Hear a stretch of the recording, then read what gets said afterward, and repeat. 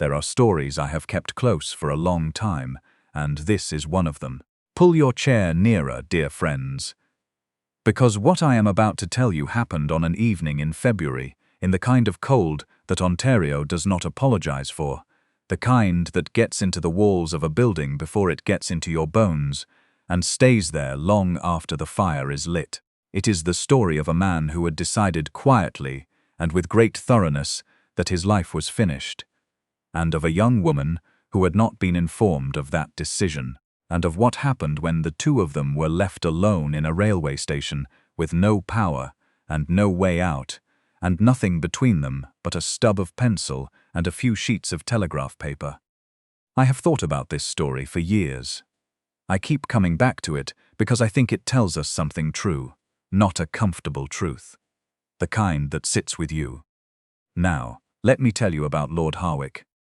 His full title was Gideon Harwick, Viscount of Stonemere, and if you had known him before February of 1887, you would have known a man who took up space in a room the way a stone takes up space in a stream, not aggressively, not loudly, but in such a way that the room arranged itself around him without being asked. He was 36 years old. He had served in Parliament. He had managed 4,000 acres of Stonemere estate without losing a single tenant farm to the drought years. He was, by the accounting of the world he inhabited, a man who had things in hand. That was before the accident. It was not a dramatic accident. That is perhaps the most difficult thing about it. He had ridden that trail behind the east pasture 100 times on 100 unremarkable mornings. The horse shied at something, a rabbit, the groundskeeper thought afterward, or a shadow, or nothing at all. And Lord Harwick went down hard on the frozen ground, and the left side of his head struck a stone that had been there since before the estate was built. He was unconscious for 4 days. When he woke, the room was full of people whose mouths were moving. He could hear nothing. 20 months had passed since then. 20 months of watching a world he had always navigated by its sound. The creak of a timber in the upper hall that told him when the east wing had grown cold, the particular bark of his steward's cough that meant the accounts were not adding up, the way his late wife's sister laughed at a good joke, which was the last sound he had registered before his hearing left him, and which he could still reproduce in his memory with perfect, useless clarity. 20 months of the absolute and seamless silence that had replaced all of it. His physician, a careful man named Dr. Sutton, who had studied in Edinburgh and delivered difficult news with great precision, had told him in writing. They had developed a system, as everyone in Lord Harwick's life had developed a system, that the nerve damage was, in his professional opinion, permanent, that further recovery was not expected, that they should, together, discuss methods of managing the condition going forward. Lord Harwick had read the note and folded it, and placed it in the inside pocket of his coat, and had managed the condition by cancelling his parliamentary commitments, declining all invitations, conducting his estate correspondence through his secretary, and seeing almost no one. He had not framed this as a decision. It had presented itself to him as a logical conclusion, the way a proof resolves. If a man cannot hear the room does not want him in it. If the room does not want him, the house is sufficient. If the house is sufficient, the house is where he stays. He had been in the house for 20 months. He was on the train to Montreal because his solicitor had written, in the careful block letters they had all learned to use with him, that a matter of the estate finances required his presence in person. He had not wanted to go. He had weighed the discomfort of going against the discomfort of not going, and found the scales tip toward compliance, as they sometimes did when the alternative was allowing other people's anxiety about him to become his own problem to manage. His manservant, Silas, had accompanied him, as Silas had accompanied him to every engagement in the last 20 months, walking slightly ahead and to the right, which was the position they had worked out together, the position from which Silas could put a hand on Lord Harwick's sleeve to signal, and from which Lord Harwick could read his face when he turned. because he had become, in 20 months of necessity, a very good reader of faces. Not all faces. Faces he knew. Faces that had learned to speak toward him, full on, without covering their mouths.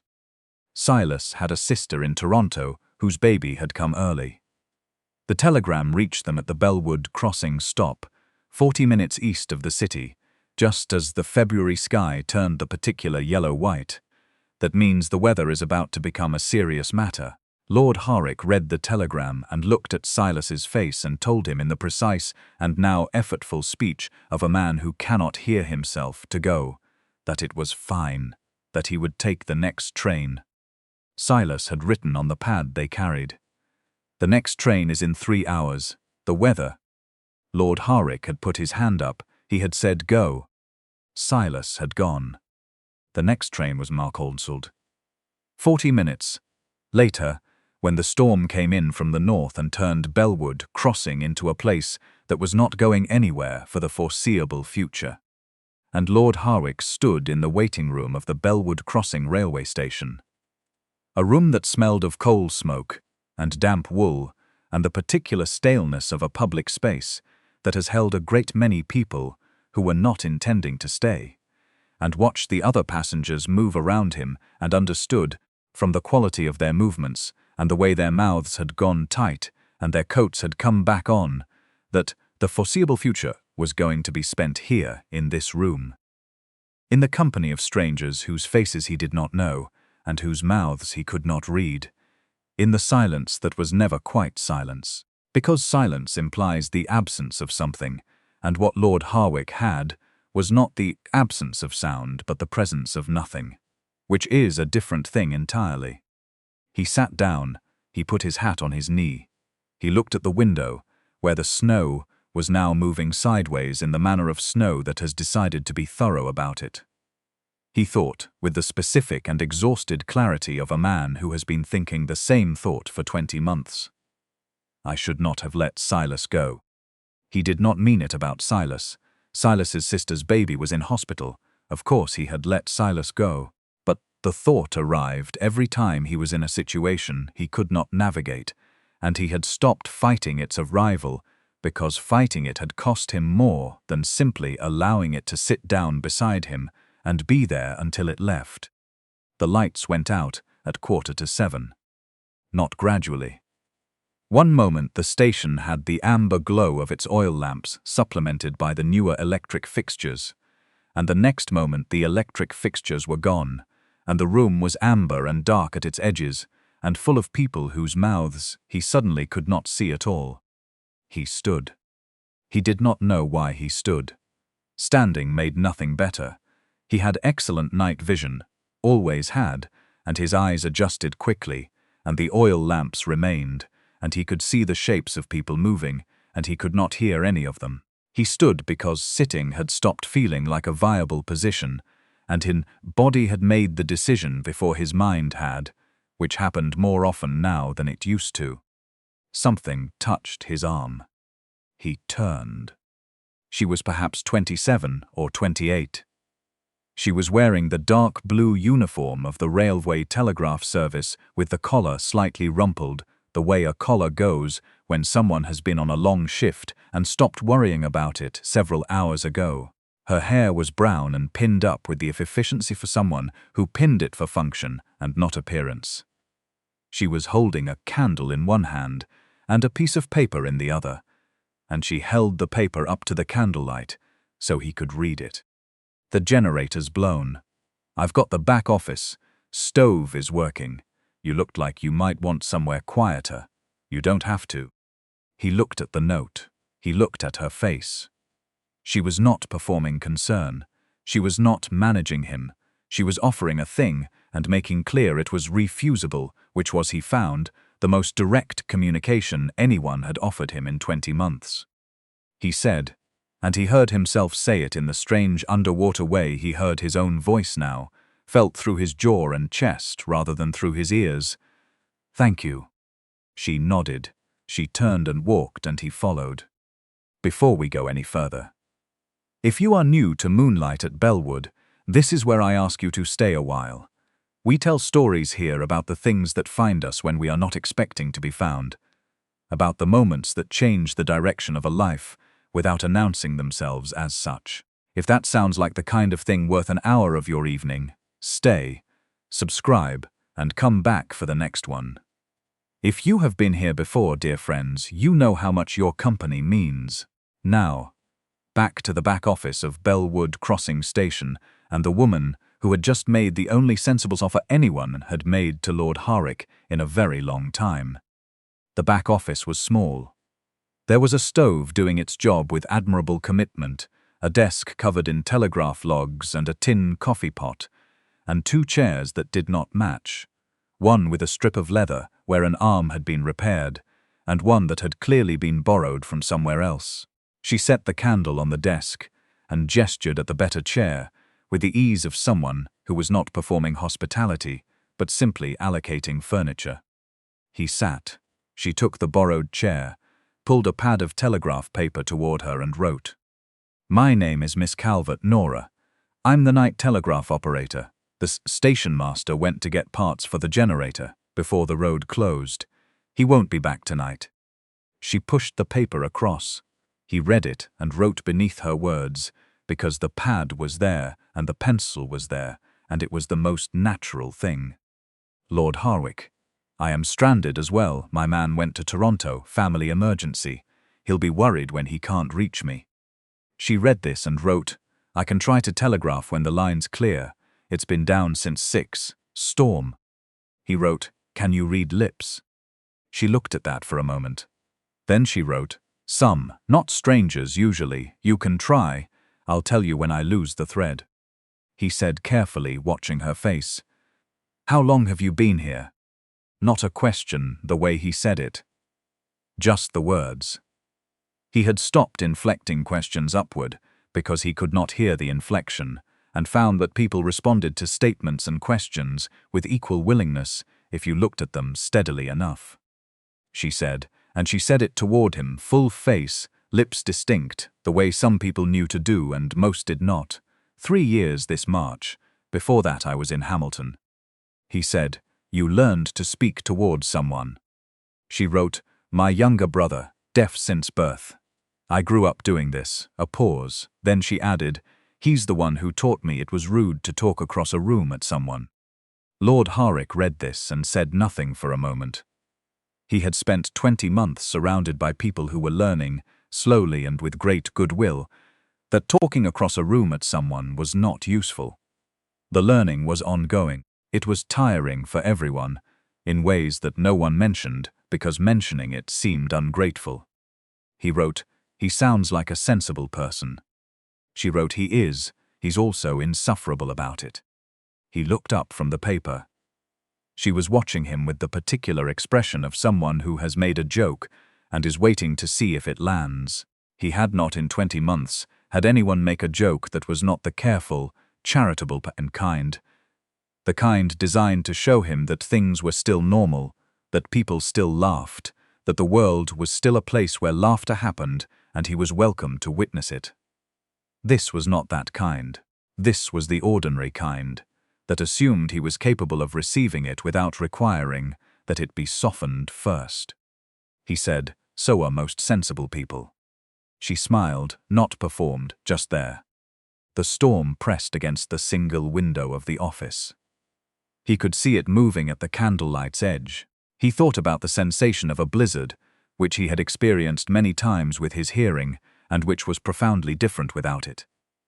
Not quieter, because it had always been a silent experience for him, but somehow more present, as if the storm pushed against the glass, and the silence pushed back, and the two of them were occupying the same space. She wrote, "Can I ask you something? You can say no." He nodded. "How long?" He wrote, 20 months, riding accident. She read this and did not say she was sorry, which was the most common response, and the one he found least useful. She wrote, Is there sound at all, or is it?" He wrote, "Nothing, not ringing, not muffled, nothing." She wrote, "My brother says nothing is better than a sound that won't resolve. He had tinnitus for 2 years before it went quiet. He said the nothing was a relief. He looked at that sentence for a long time. He wrote, I had not thought of it that way. She wrote, neither had he until it stopped. The coffee pot turned out to contain actual coffee, which she poured into 2 tin cups, without asking, which was the right decision. He took his and held it with both hands and felt the warmth move up through his palms, in the way warmth does when you have been cold for a while and had not noticed how cold you were until the warmth arrived. She asked him, said it full face, slow enough to follow, what is it like, your estate, in winter? He considered this. It was not a question he was asked. People asked him questions that were about managing his condition, whether he was comfortable, whether he needed something written, whether someone was speaking too quickly. They did not ask him what his estate looked like in winter. He said, very still. The snow comes in off the fields and the house holds it out, or tries to. You can feel the wind through the walls in the older section. There's a gallery on the 2nd floor where the windows have never fit quite right. And when the weather comes in from the northwest, you can feel it move across the floor in a way that… He stopped. He had been talking, he realized, the way he used to talk, without monitoring the words before they arrived. He had been narrating. He had not narrated anything to anyone in 20 months. She said, in a way that what? He said, in a way that tells you where the cold is coming from before you can see it. Like reading the house. She wrote, that's what my brother says about his hands. He says he reads rooms with his hands before he reads them with his eyes. He thought about his brother-in-law, who had visited once in the first months and had spent the entire time speaking at the correct volume for a man with full hearing, and who had meant every word of it as a form of normalcy, and who had left, Lord Harwick suspected, feeling that he had done well. He thought about the small adjustments this woman had made, without appearing to make them. The angle of her face, the pace of her words, the pad of paper as a matter of course, rather than a special accommodation. The joke that expected him to be capable of receiving it. He wrote, you are very good at this. She read it and wrote back, I've had practice. But also you're easy to talk to, you look at people. He had not known he looked at people. He had known he had learned to look at faces the way he used to listen to rooms, for the information they contained, for the gap between what was on the surface and what was running underneath. He had not known that this was visible from the other side. He wrote, I learned out of necessity. She wrote, most things worth knowing are learned that way. The candle burned down a third. She replaced it from a tin on the shelf without interrupting their exchange, which was the smoothest interruption he had experienced in a long time. He watched her move. Not the careful, deliberate movement of someone afraid of causing offense, but the confident movement of someone who had organized their life around efficiency and saw no reason to apologize for it. He said, why are you here this station, this far out? She wrote, they offered me the night shift which pays better, and the night shift here is slow enough that I can study. She turned slightly and he saw a stack of books on the corner shelf, thick, cloth-covered. Engineering Correspondence Course, from McGill. He said, engineering. She looked at him steadily. She did not write anything. She was watching to see what the tone behind the word was. He said, my estate has an irrigation problem that has defeated 2 engineers in 4 years. Something shifted in her face. Not a smile. The thing before a smile, she wrote, that's not a coincidence, that's a telegraph system. Problems like to arrive where the person who can solve them is. He looked at that sentence. He thought about 20 months of managing his estate by correspondence, of receiving irrigation reports from men who spoke at him in the old way, and then apologized for it, and then wrote it down in handwriting that varied in legibility. He thought about the particular exhaustion of being managed. He wrote, can I ask you something? She said, yes. He wrote, do you think, be honest, that a man who cannot hear a conversation in a room can still effectively be in the room? She took the pad and wrote for longer than she usually did. He waited. I think a room is not a conversation.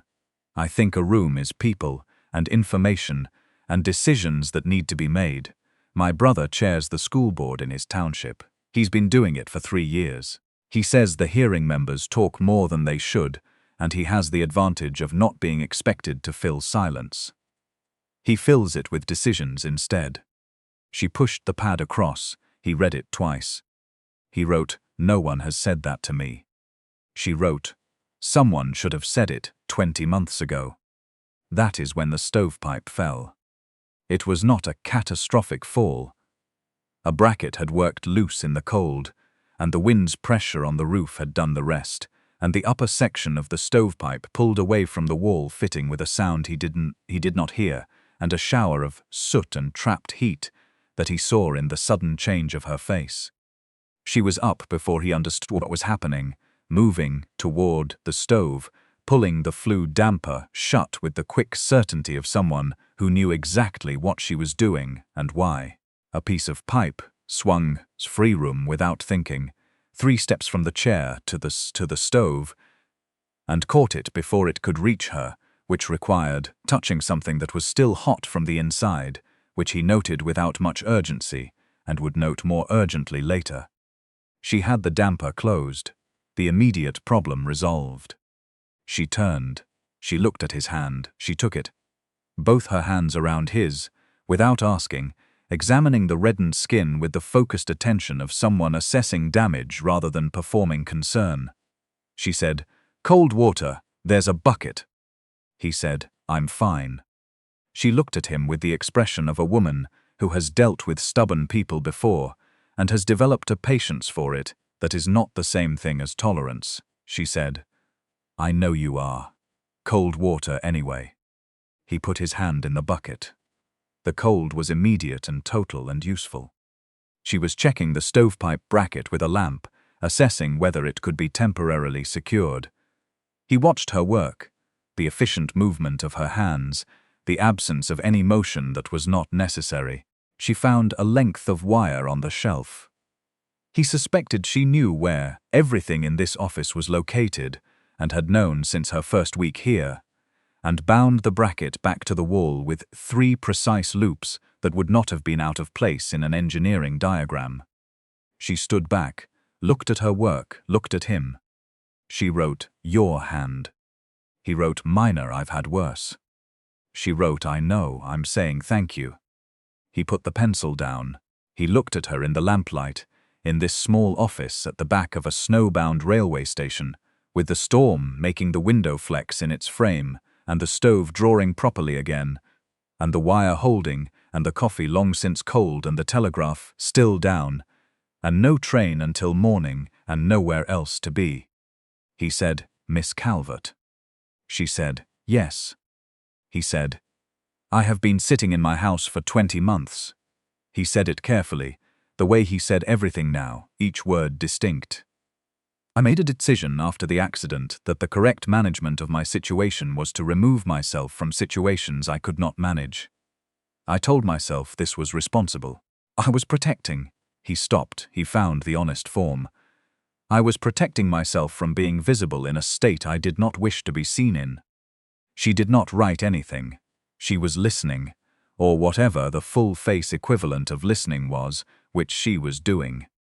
He said, "You have spent 4 hours communicating with me, with a pencil and a tin cup and a broken stovepipe bracket, and at no point has it appeared to you that this required special effort." She wrote, "It doesn't." He wrote, "I know that is what I am telling you." She looked at the sentence. She looked at him. She wrote, "What does your estate do in summer, with the irrigation problem?" He said, "Loses the south fields most years. The gradient is wrong coming off the creek and no one has." She was already writing. She had drawn a rough, topographic line on the paper with the confidence of someone who had been thinking in gradients for several years. She wrote, "Where does the creek run in relation to the south fields?" Roughly. He took the pencil from her without her having to offer it, and drew the rough shape of Stonemere's south quarter, the creek, the low ground, the problematic grade. She studied it and wrote 2 questions, and he answered them. And she wrote a third, and the pad ran out, and she got a new one from the drawer without pausing. He did not know what time it was when the power came back. He felt it happen in the bones of the building, the vibration of the generator through the floor before the lights came on. And then the room was bright and ordinary, and the pad of paper between them held 12 pages of close, alternating handwriting and a drainage diagram she had been refining for the last hour. She looked at the diagram. She said, "This would work. The redirected channel and the secondary berm, it would work." He said, "I know." She looked at him. He said, "I knew from the second question." She looked at the diagram and then at him with an expression that was not quite a smile and not quite something else. The specific expression of a person who has just understood that the last hour was not a theoretical exercise. He said, "The correspondence course from McGill." She said, "Yes." He said, "How long until you have the qualification?" She said, 2 years, if I stay on the night shift here and keep the hours." He said, "Or." She was very still.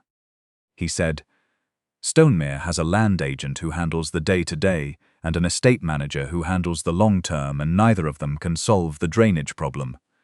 The position I am describing does not exist yet. I am describing it now."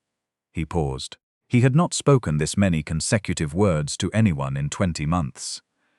His voice felt strange to him, not wrong but strange, the way a muscle feels when you use it after a long rest. The salary would be commensurate. McGill has a corresponding arrangement with the University of Toronto and credits transfer. She said, "You don't know me." He said, "I know your work. I know that you have dealt with a blizzard and a generator failure and a stovepipe bracket and a man who cannot hear and a drainage problem in 4 hours, and you handled all 5 without requiring anything explained twice." She looked at the diagram. She looked at her hands. She said, "My brother would say this is the telegraph system working again. Problems finding solutions." He said, "Your brother sounds right." She wrote something on the last page of the pad. She turned it and pushed it across the desk. "I'll think about it. Seriously, that's not a no." He wrote, "I know the difference. If you are still with me, dear friends, and I hope you are, because we are nearly there, let me tell you what happened after." The morning train came through at 9:30. Lord Harwick arrived in Montreal in time for his solicitors' meeting, which went well enough, and returned to Stonemere with a drainage diagram folded in his breast pocket and a business card that read N. Calvert, telegraph operator, Bellwood Crossing Station, with her address written on the back. He wrote her a letter. A proper letter, not a business communication. The kind he had not written in 20 months. The kind that assumed the recipient was interested in what he thought, rather than what he required. He wrote about the South Fields in February, which were under snow and therefore theoretical, and about the way the creek sounded in the spring thaw, which he had not heard in 2 years, and was describing from memory. He wrote about Silas, who had returned from Toronto with news of a healthy baby and an expression of relief that required no lip-reading whatsoever. He posted it. 3 weeks later, he received a letter in return, written in the same direct hand that had filled 12 pages of telegraph paper in 4 hours. She wrote about the engineering coursework and about a drainage problem in Renfrew County she had read about in a professional journal, and about the way Bellwood Crossing Station sounded in March, when the ice on the platform started to go. She wrote, "My brother asks if you play chess. He says deaf people are better at chess because we don't talk across the board." Lord Harwick wrote back, "I tell him I am free next month if he is in Toronto." He was, he found, free quite a lot more than he had been. He had begun, tentatively, without announcing it as a beginning, to move differently through Stonemere. To stand in the doorways he had been navigating through quickly for 20 months, and to occupy them. To sit at the head of the table for dinner, even when dinner was only himself and the quiet company of the house. to write to his parliamentary colleague, who had been preserving Lord Harwick's seat with the careful loyalty of a man who had decided not to give up on someone, to allow Thomas, his head groundskeeper, to walk beside him rather than ahead, and to tell him, in the painstaking lip-readable way Thomas had been practicing for 20 months, what he could see of the Southfields from the kitchen garden wall. The Southfields in May began to drain correctly.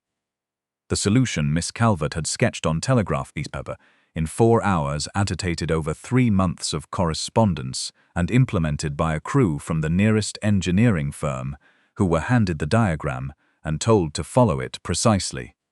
The solution worked. The secondary berm held. The redirected channel moved the water where it was supposed to go. Lord Harwick stood in the south field, on the day they opened the channel, and felt the water move around his boots, and thought about a woman in a small office, behind a railway station, who had taken 12 pages of telegraph paper and an hour of alternating pencil, and turned a problem that had defeated 2 engineers in 4 years into something solvable. He thought about the question she had never asked, but that he had heard anyway, that night, in the way you hear things that are not said when you have become, out of necessity, a reader of what is underneath. She had not asked, "Why have you been hiding?" She had answered it, instead, by never once treating him as someone who needed to hide. Miss Nora Calvert joined the Stonemere estate on a Wednesday in late June. She arrived on the morning train with 2 trunks, a case of textbooks, and a letter of introduction from the University of Toronto confirming her transfer of credits. Silas met her at the station and brought her to the estate in the carriage, which she spent the ride examining from the perspective of the wheel assembly and the suspension, asking Silas questions he found bewildering and answered as honestly as he could. Lord Harwick met her in the entrance hall. She said, the way she always said things, full face, clear, the Southfields holding. He said, yes, since May. She said, the berm will need reinforcing by autumn if the creek runs high. He said, I know, I have been watching it. She said, good. And then, your house sounds different than I expected. He said, what did you expect? She said, I don't know, Quita. He said, it is becoming less so. She looked at him. He looked at her. 20 months of careful, managed silence stood behind him in the doorway of Stonemere and waited to see what he would do with it. He had not opened every door. He had not answered every letter. He had not yet returned to Parliament, though to the letter Heroine sat on his desk in the study and required only his signature. But he was in the doorway. He was facing the right direction. The house behind him was warm, the summer was ahead, the south field was draining, and beside him in the entrance hall was a woman who had never once adjusted her expectations of him downward. That was enough to be going on with. He said, come in. She came in. And that, dear friends, is where I leave them. Not because the story ends there. It doesn't, and if you stay with Moonlight at Bellwood long enough, you will hear what happened in autumn when the creek ran high, and at Christmas when her brother came, and at the parliamentary session the following March. Stories like this one don't end in a doorway, they begin there. But a doorway is the right place to leave a man who has decided to stop standing still. I have kept this story close because of what it asks us, I think. It does not ask whether a life can be rebuilt after something is taken from it. It asks whether we are willing to let someone stand beside us while we do the rebuilding. Not to do it for us, just to be there, pencil in hand, full face, with the absolute and ordinary certainty of a person who has never once considered that we might not be worth the effort. That is a different kind of grace than we usually celebrate. It is quieter. It arrives in the back office of a snowbound station in February, and it holds the pad of paper steady, and it makes a joke that expects you to receive it, and it does not apologize for any of it. Subscribe to Moonlight at Bellwood and come back for the next story. I'll be here, dear friends. I always am, by the soft light of the evening star.